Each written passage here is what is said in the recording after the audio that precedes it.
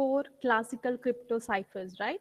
Simple substitution, double transposition, right? And one-time pad cipher, uh, and codebook cipher I have not yet started. Let me complete this example about one-time pad. Then we'll move to the next cipher, that is codebook cipher. Okay. So this project Venona is one of the real world one-time pad cipher. I mean, where the one-time pad cipher is used in real world exam. This is a real world example, and this project name is Venona. Okay. So Venona is initially started by the US Army, okay, to decrypt the encrypted messages that was sent by Russian spies.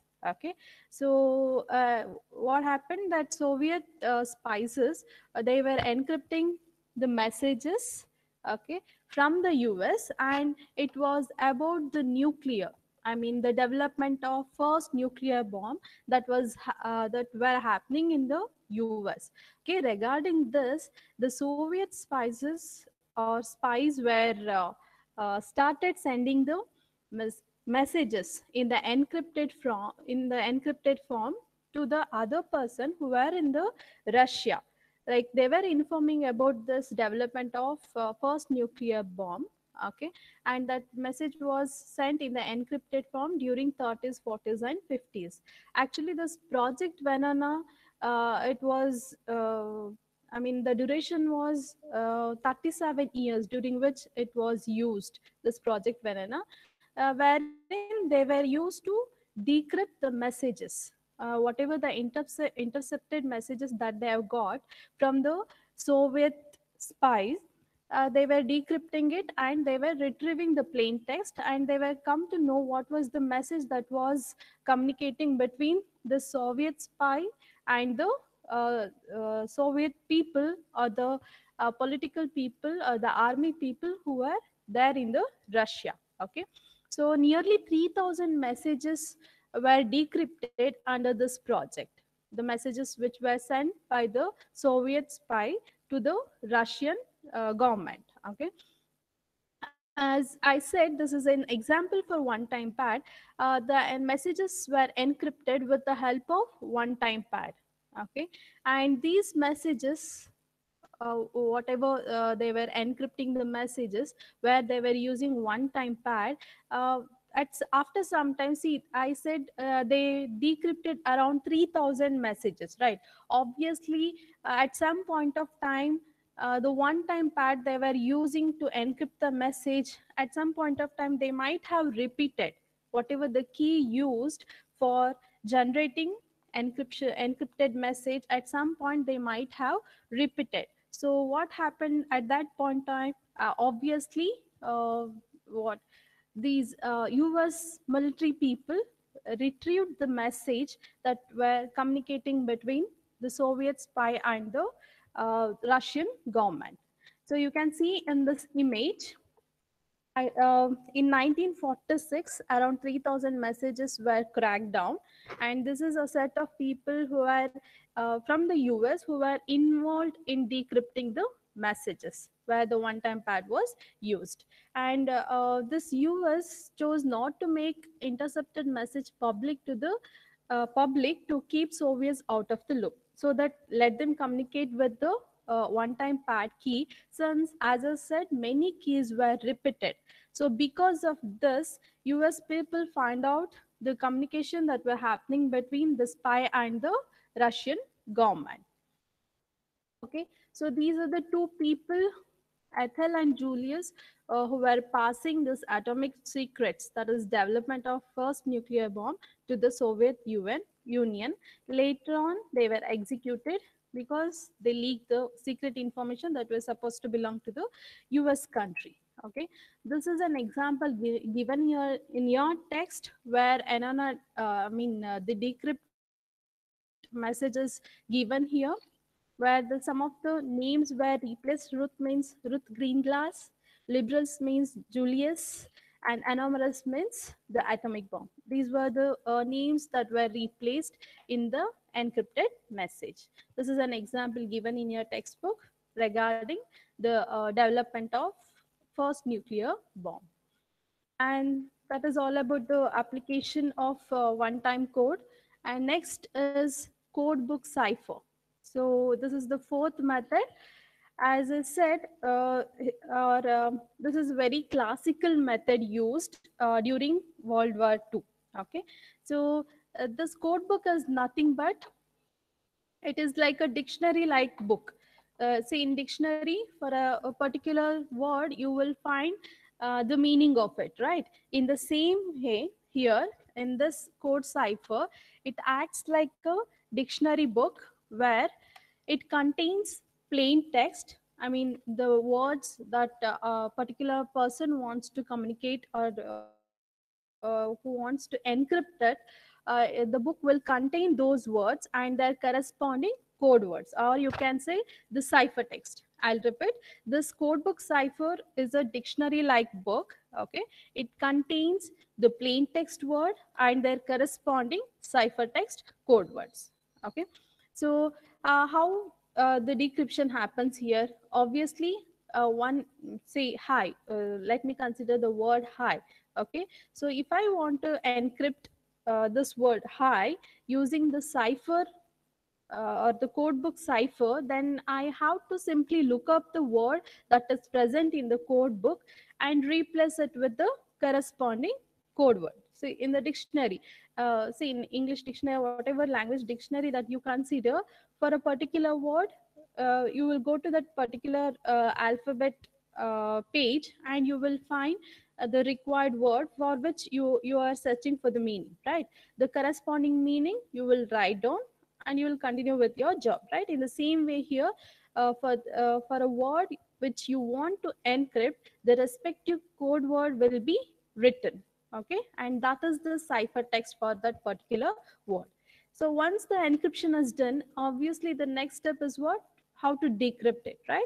So for the decryption also, we have inverse code book. See, this is another book used. So totally there will be two books, one for the encryption and another one for the decryption. So for the decryption, the inverse code book is used. So it's like vice versa. For the you have to first find out where is the cipher text in the dictionary, and the corresponding plain text will be used to complete the decryption process. So here is an example. It's called as Zimmerman telegram. Okay, so here they have listed few words. You can see here few words are listed here, and all these words are given in German. Okay, it's German because the Zimmerman telegram. This telegram is named after this person Zimmerman, who was a foreign minister in Germany, who wanted to communicate with the Germany ambassador who was in some other city. So whatever he wanted to communicate between the German ambassador who were in the other city, he wanted to send the encrypted message, not the direct message. So that's why he used this method of cipher, that is code book cipher, where a list of words are written, okay, and the respective 5 digits number is also written.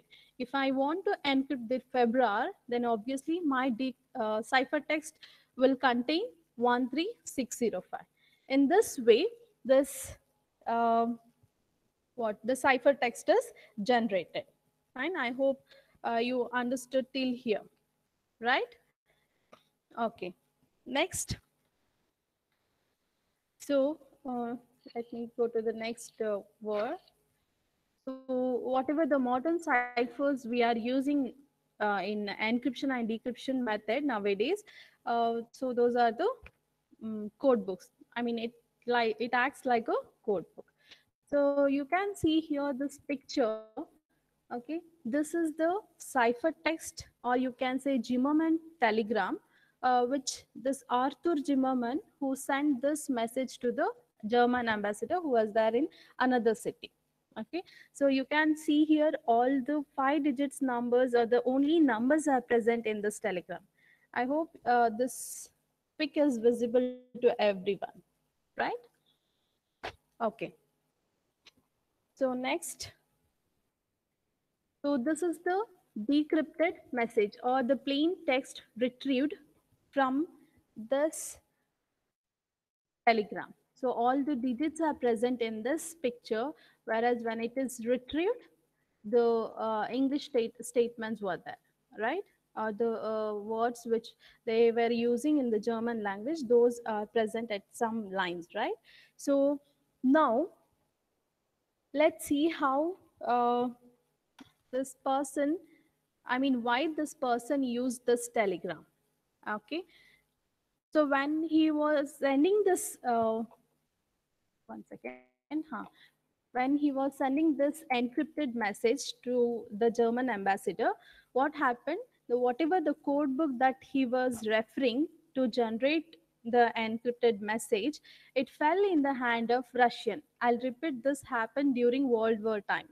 Okay, so this whatever the code book this person was referring to generate the encrypted message fell in the hand of Russian. So it was partially damaged. So what they have done, they passed this code book to the British. See, initially, German and the British were enemy. They wanted to start a war with each other. So what Russians had done, they recovered this code book and they passed that code book to the British people. Okay, after performing a few analysis on this code book, they recovered the complete code book, which Arthur Zimmerman was referring, and they once they received the intercepted Zimmerman telegram, then with the help of this code book, they retrieved the plain text, and in the plain text, it was written that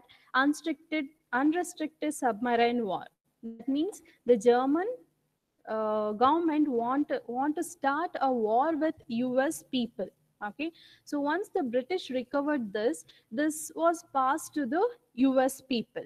Okay, initially US was not interested to launch a war on this Germany. Okay, so once they read this message, or once this read this recovered plain text, finally they concluded that uh, what they since they Germany had planned to launch a war on them, they finally decided to enter this World War One. Later, you know how World War One happened, right?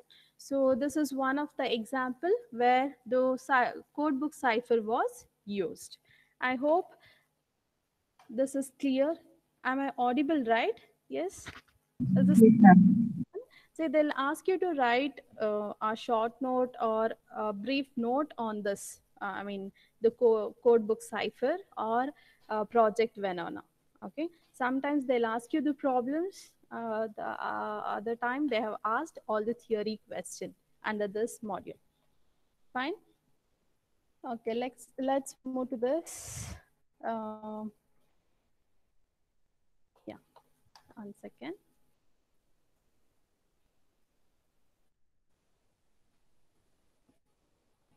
Next, whatever the code book they used by the Zimmerman, obviously they are susceptible to statistical analysis. That means, this physical security of the code book is very important here.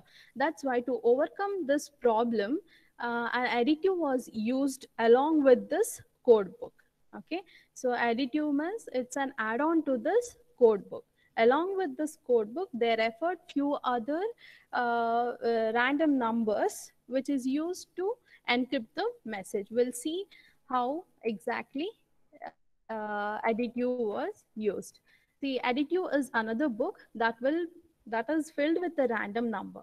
So initially, how they generated the encrypted message, plain text, apply uh, the codes that is there in the code book, that is look up in the code book, then you will be generated with the code word. Okay, for this code word the additive was added. This additive is nothing but the random numbers. Fine.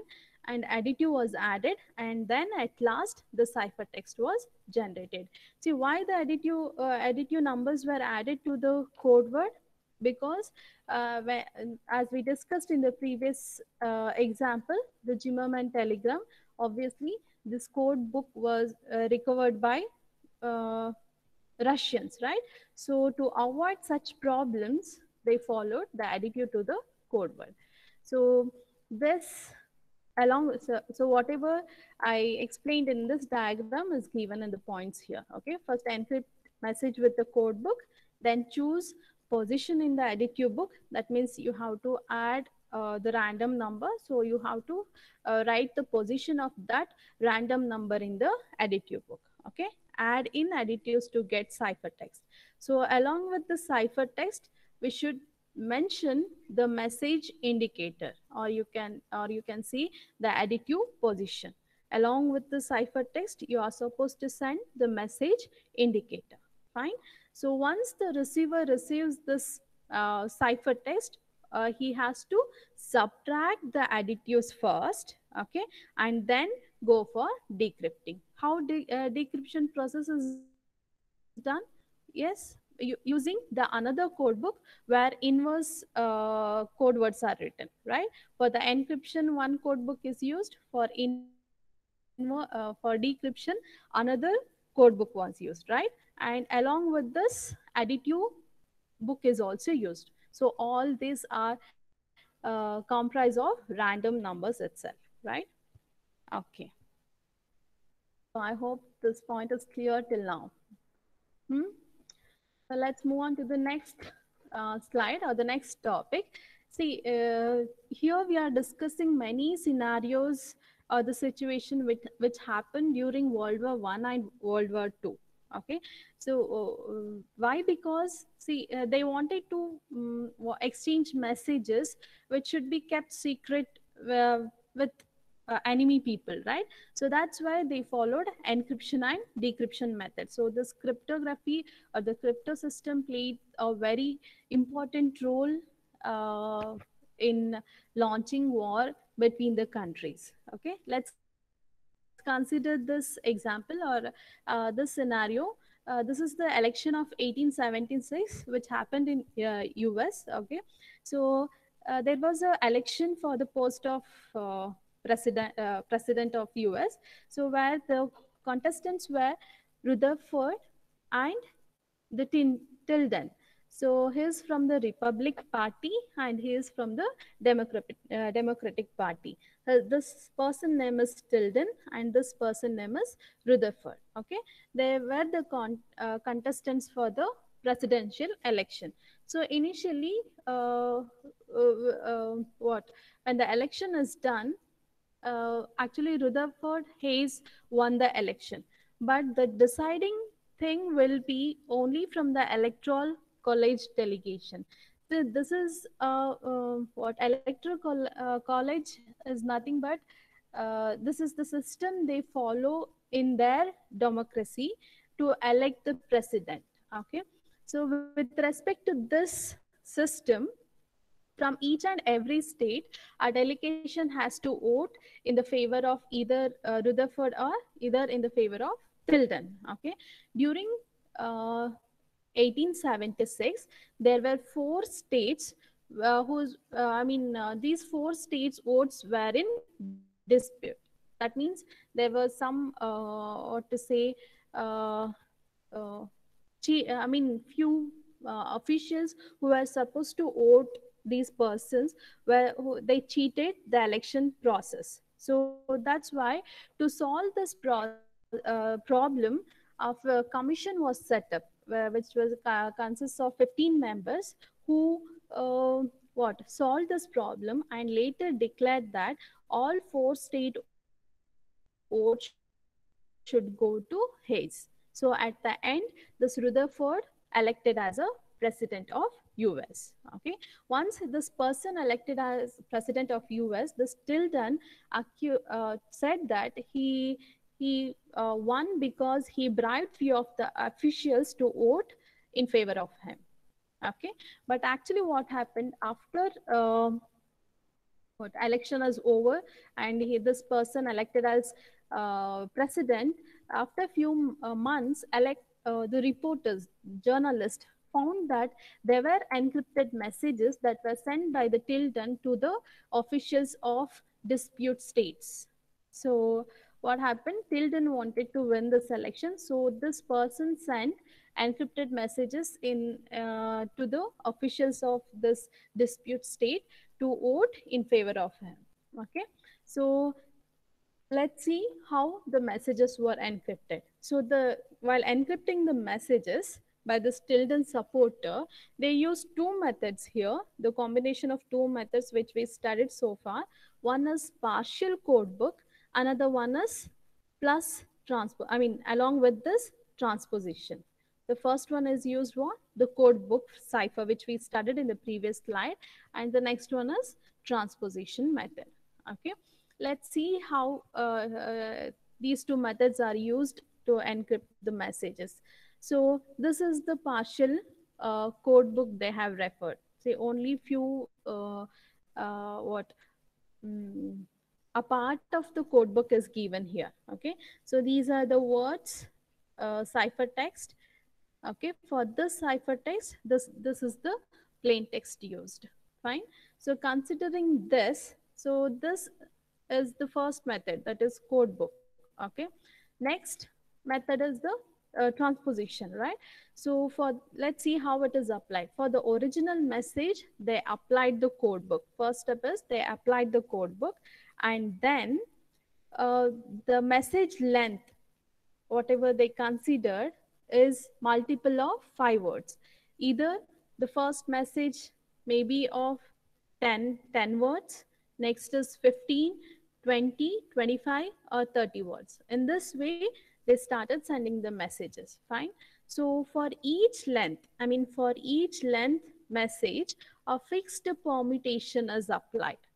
Okay, we'll see in the next line how it is applied. Okay, and the same is, I mean the same key is applied to all the messages to generate the ciphertext. We'll see that in this example. So consider this is the ciphertext received. Okay, what is written here? Warsaw, they read all unchanged last are idiots, can't situation. So this is the ciphertext that reporters received. Next, looking at this, you can find out there is a word Warsaw, right? According to the code book that we saw, I mean here, let me go to that. Here, see, Warsaw, the what is the plain text here? Telegram, right? Looking this code book, Warsaw is replaced with Telegram. And this is the first method applied for the encryption. Codebook, cipher. Next is what? Next, apply the transposition. See, while discussing double transposition, we saw a row transposition and column transposition, isn't it? Here, for set of words, the position is mentioned here. Say, let me tell you here. See, Warsaw, they, read. See, these are all the different words in the statement, right? So they marked this Warsaw as first word. See, in the previous slide, I said the messages will be length of multiples of 5, right? The what message may be of length 10 words, or it may be 15, or it may be 20, like that, isn't it? So let me mark this Warsaw as first word, 1. They as second word, read as third word, all as fourth, 5, 6, 7, 8, 9, 10. So there are 10 words in this statement. Okay. The transposition followed here is 9, 3, 6, 1, 10, 5, 2, 7, 4, 8. So ninth word should come first while what? Recovering the ciphertext. Which is the ninth word here? Yes? Can't, right? Yes or no? Ninth word in this message is can't. Next transposition applied here, 3. So that means third word. 1, 2, 1, 2, 3, right? So can't read, right? So let's see. After performing this, what is the plain text recovered? So can't read last telegram, situation unchanged, they are all idiots. So this was the plain text that they wanted to communicate. So can't is ninth word, right? Three is read. Six is one, two, three, four, five, six, last, right? First is Warsaw.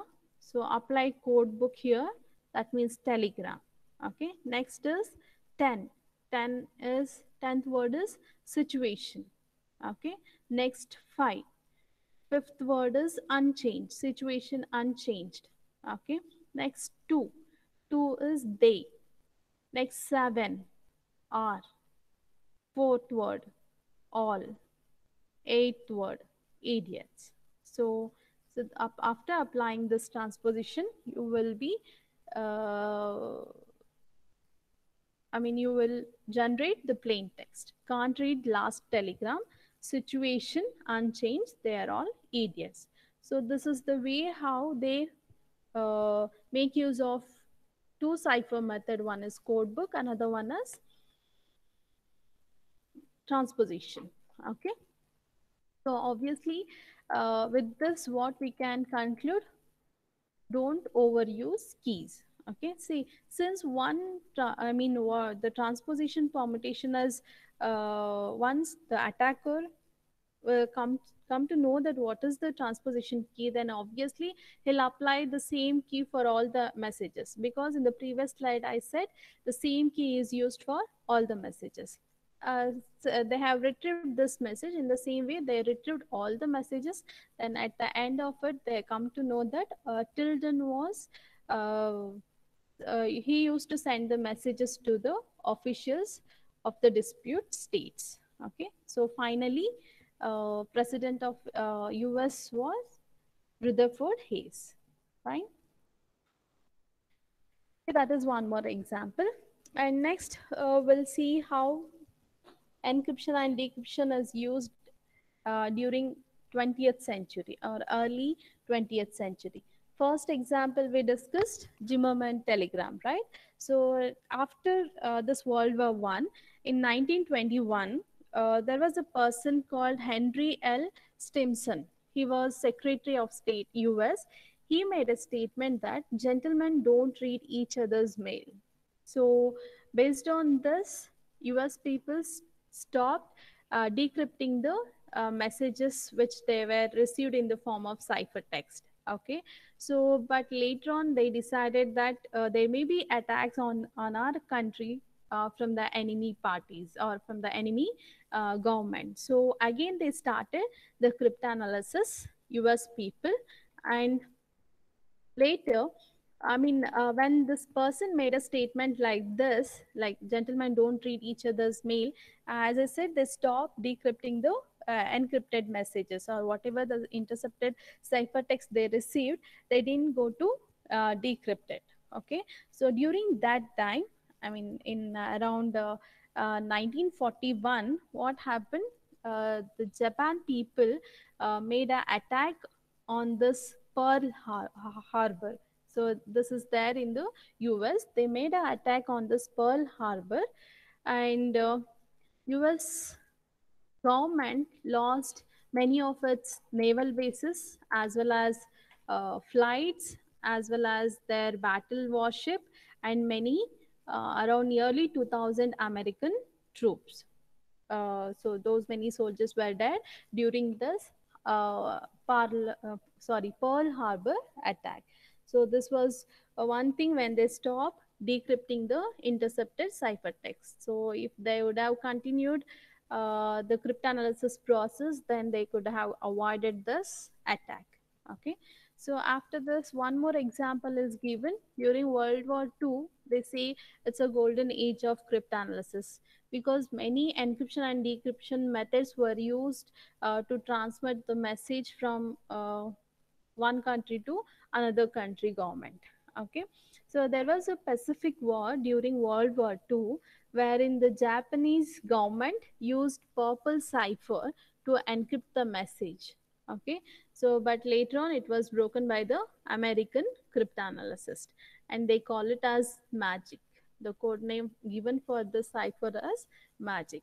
Another cipher method was used by the Japanese itself, that is JN25.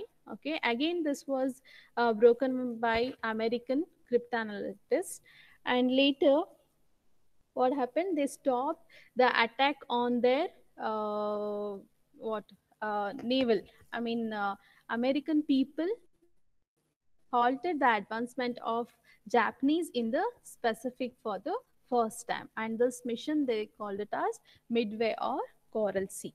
Okay, so the next is very important thing, that is enigma. So now what is enigma? So for this machine, they call it as a enigma. So using this machine, they were used to generate the keys that is required for encryption and decryption. You can see the buttons are there, uh, okay, and few more buttons are here, and here few more buttons are given, right? Using this, they used to generate the keys for encryption and decryption.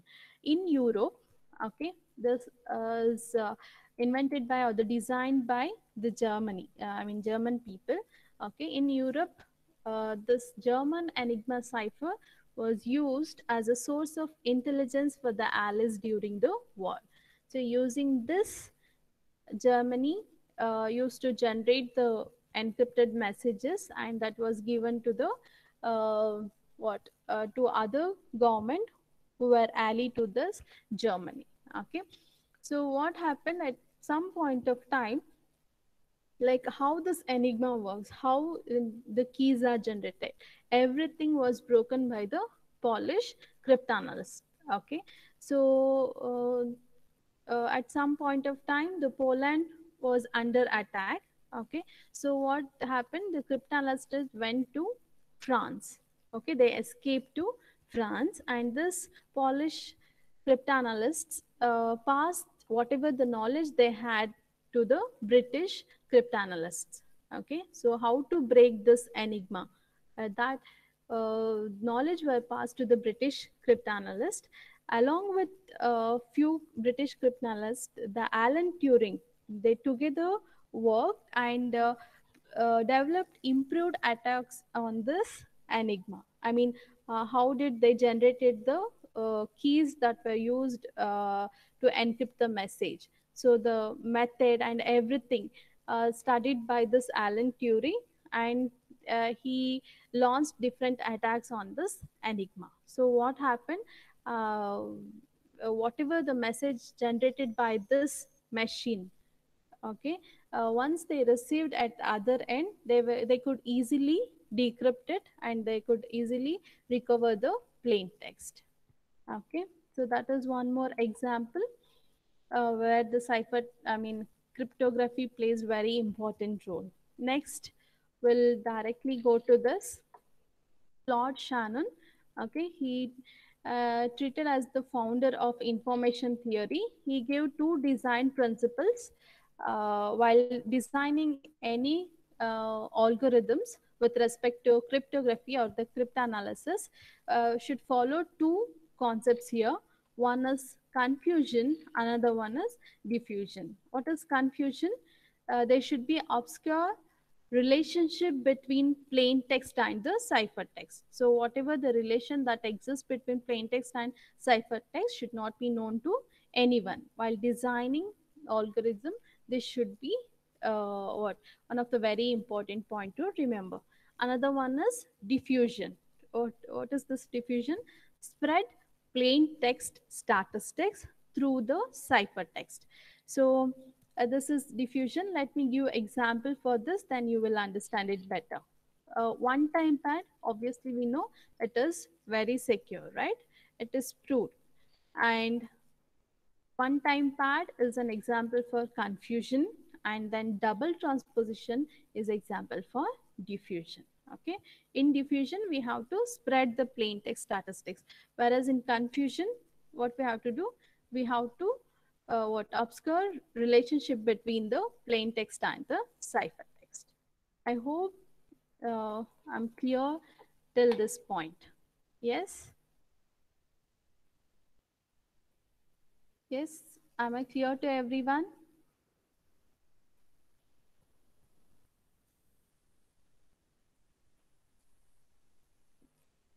Nobody will unmute the mic and answer. Huh, early. Let's move to the taxonomy of cryptography. So this part I won't stress upon, because this you again you will study in further module. Okay, symmetric key, where the same key is used for encryption and decryption. Public key, obviously you know public key and the private keys are used for encryption and the decryption, and digital signature is also used. And the next is hash algorithms. This will see in detail in the next module, second module. Fine. So this is all about the cryptography, taxonomy of cryptography. Next, we'll move to the taxonomy of cryptanalysis. That means the attacks that are possible on the messages, encrypted messages. Okay. So here is the list. I mean, few of the attacks. You might have studied this in your cryptography. Let's see one by one. Ciphertext only attack, known plain text attack, chosen plain text attack, under this lunchtime attack, and adaptively chosen plain text. The next is related key attack, and the last one is forward search. Okay, we'll see one by one. In ciphertext only attack, what happens here? See in this diagram, this is Alice and Bob, two parties who are involved in exchanging the messages. While this person, while sending the messages, obviously she will encrypt and pass it to the Bob. Okay, at the Bob end, he will retrieve it, right, as a plain text. So in between, while passing, when she passed the ciphertext to the Bob, at the middle there is a person called Eve. Okay, let me treat him as a attacker. Okay, what he will do here, if attacker only knows the algorithms and the ciphertext, then obviously then that attack we call it as a ciphertext only attack. So this attacker will be knowing the algorithm used for the encryption and the ciphertext generated for the same algorithm. So if that is the case, then that attack we call it as ciphertext only attack. Okay. The next one is known plain text attack. Okay, here you can see again two parties are involved in communication. There is an attacker in the name Eve. Okay, here what happens, attacker might know some of the plain text and observe the corresponding ciphertext. I'll repeat, attacker might know some of the plain text, okay, and observe the corresponding ciphertext. These matched plain text ciphertext pair might provide him the information about the key used for the encryption. Okay, so comparing these two, he may end up with the information about the key. Using that key, he'll perform analysis, and at the end he may able to retrieve the plain text from the ciphertext. Fine. So that is all about known plain text attack. And the next one is chosen plain text attack. Again, here you can see two parties are involved in communication, where Eve is also present. Obviously he'll perform an attack, and with respect to this scenario, that is called as chosen plain text attack. So here the attacker can actually choose the plain text to be encrypted and see the corresponding ciphertext.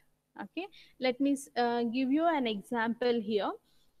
Consider Alice. So this Alice might forgot to log out from this computer when she takes her lunch break. Okay, so what attacker will do, when since she didn't logged out from her account, the attacker could then encrypt some of the selected messages before Alice written here. Okay, this type of attack we call it as lunchtime attack. Yes, I hope this is the simple one, right? um, so this is all about the chosen plain text attack. And the next one is adaptively chosen plain text attack. See here, you can see in this diagram, the sender and the receiver, they are sender sending the ciphertext message, sorry, ciphertext message to the receiver. Okay, this intruder, or say Eve, or the attacker, what he will do, he will check the ciphertext that is transmitted from sender to receiver. See, this is one ciphertext transmitted, second ciphertext transmitted, third ciphertext transmitted. So here he will what compare all the ciphertext that has been sent from sender to receiver, and he perform some analysis. Okay, so it may be trial and error analysis. Okay, based on that he may able to retrieve the plain text. Okay, so that is one more attack.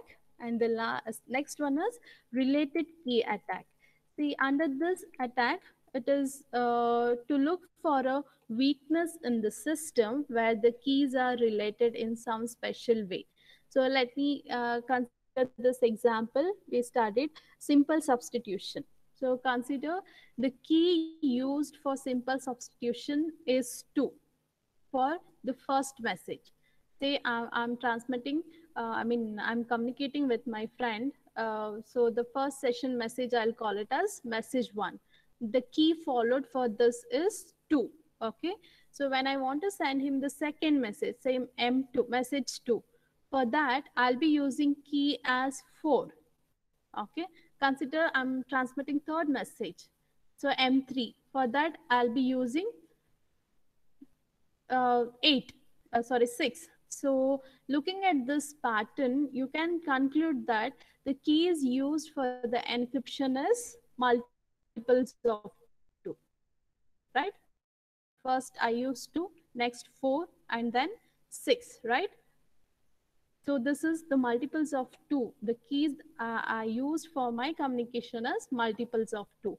If attacker comes to know this relationship of the keys used between the messages to encrypt the messages, then that's kind of attack we call it as related key attack. Okay. So and the next one is forward search, and this is applied for the public key cryptography.